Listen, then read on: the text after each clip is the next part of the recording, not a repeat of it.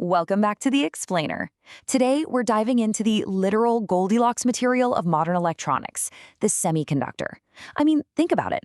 Whether you're watching this on a phone, a tablet, or a laptop, that screen glowing in front of you is entirely driven by the absolutely mind-bending physics we're about to demystify.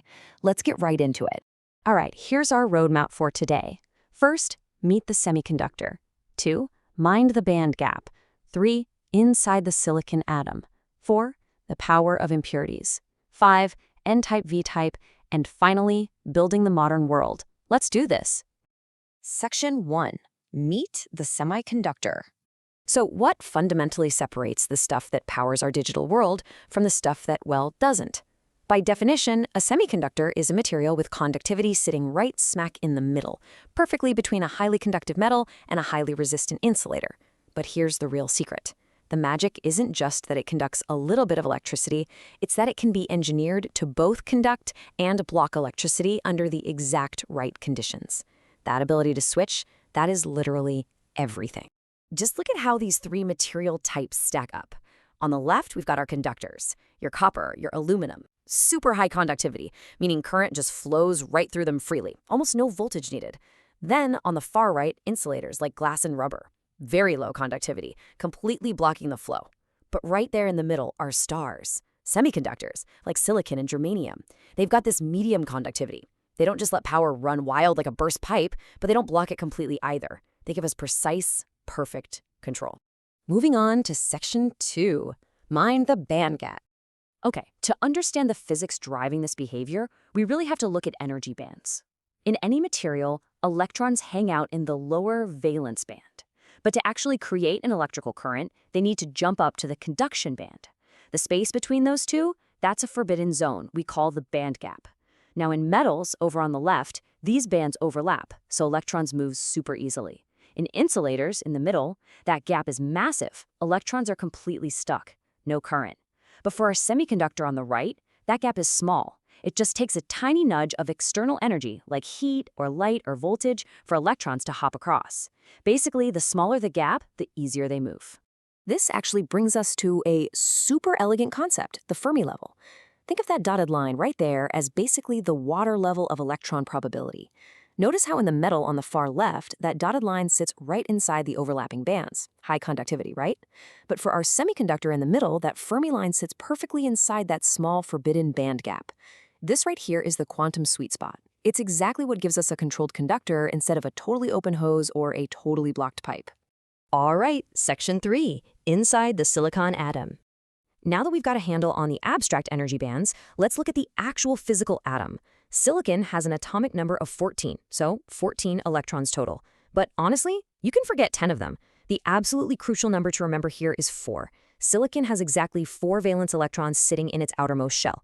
These are the ones that actually participate in bonding and current conduction. Literally the entire reason it's called Silicon Valley and not, Aluminum Valley. When you pack pure silicon atoms together, they really want to be stable. So what do? They share those 4 outermost valence electrons with 4 of their neighbors, locking into what we call covalent bonds. This creates this incredibly beautiful, perfectly interlocked, and entirely stable crystalline lattice. Every single electron is perfectly paired up. But here's the huge narrative twist. Because every single electron is perfectly locked up in those covalent bonds, there are actually no free electrons left to move around and carry a current, which means pure intrinsic silicon at room temperature actually acts almost exactly like an insulator. Yeah, on its own, it is terrible at conducting electricity. So how in the world do we make it conduct? That brings us to section 4, the power of impurities. To really harness the power of silicon, engineers came up with a genuinely brilliant solution. We have to intentionally break that perfect symmetry. We do this by creating a completely new type of material, an extrinsic semiconductor. Basically, we purposefully inject very specific chemical impurities right into that pure silicon crystal. The industry calls this process doping. By doping the silicon, we drastically spike its electrical conductivity. We're purposely making it impure to gain complete, precise control over how the electricity flows. If we map this out, we start up at the top left with our pure intrinsic semiconductors, like undoped silicon or germanium. But follow that line over to the right to our extrinsic semiconductors. Once we add those impurities, the family tree splits. Doping divides our silicon into two totally distinct types of materials, N-type and P-type. Section 5. N-type versus P-type. Let's dive into these two completely different chemical recipes for doping our silicon base. Because guys, this right here is where the actual circuitry of our modern world gets its building blocks. For an N-type semiconductor, we dope the silicon with a pentavalent impurity. That just means atoms with 5 valence electrons like phosphorus or arsenic. That leaves us with extra negative electrons, making electrons our majority charge carriers. Now, for a P-type semiconductor, we do the exact opposite. We use a trivalent impurity, atoms with only 3 valence electrons, like boron or gallium. Because it's literally missing an electron to complete that pure crystal bond, it creates a gap, what we call a hole. In P-type materials, these positive holes act as our majority charge carriers. So N-type for negative electrons, P-type for positive holes. Let's anchor that visually.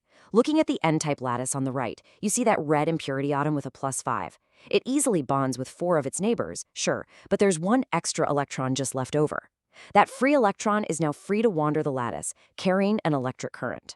Now, shifting over to the P-type lattice on the left, the red impurity atom there has a +3. It tries to bond, but falls one short, leaving an empty space, a hole. When an electron from a neighboring atom jumps over to fill that hole, it leaves a new hole behind it. So in a really cool way, the positive hole itself physically moves through the lattice carrying the current. And if we quickly jump back to our quantum mechanics band graphs from earlier, you can really see the genius of how doping actually changes the physical properties.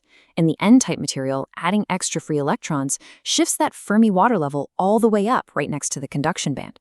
In the P-type, adding those holes shifts the Fermi level way down right above the valence band. We have literally engineered the energy required to make electricity flow. Section 6.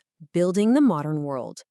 So let's zoom all the way back out from the atomic level, past those shifting Fermi levels, to see how manipulating these microscopic electrons and holes actually impacts your everyday life. Simply by slapping N-type and P-type materials right next to each other, we created diodes, which control the direction of power.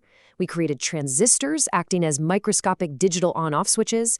We built solar cells that literally turn light into free electrons, and sensors that read our world. And perhaps most importantly, controlling this conductivity is the foundational building block of VLSI, very large-scale integration. Every single CMOS circuit, every memory chip, every ultra-fast processor handling the video you're watching right now is really just billions of carefully doped silicon pathways packed onto a tiny square. Which leaves us with a pretty fascinating final thought. By taking pure, insulating silicon, purposely breaking its perfect symmetry with tiny impurities, and manipulating a minuscule quantum band gap, we essentially built the entire digital world. So my question to you is this. If mastering a simple 4-electron lattice revolutionized human history, what other invisible, microscopic barriers are out there right now just waiting for the right engineer to break them? Think about that the next time you pick up your phone. Thanks for joining me on this explainer, and keep learning.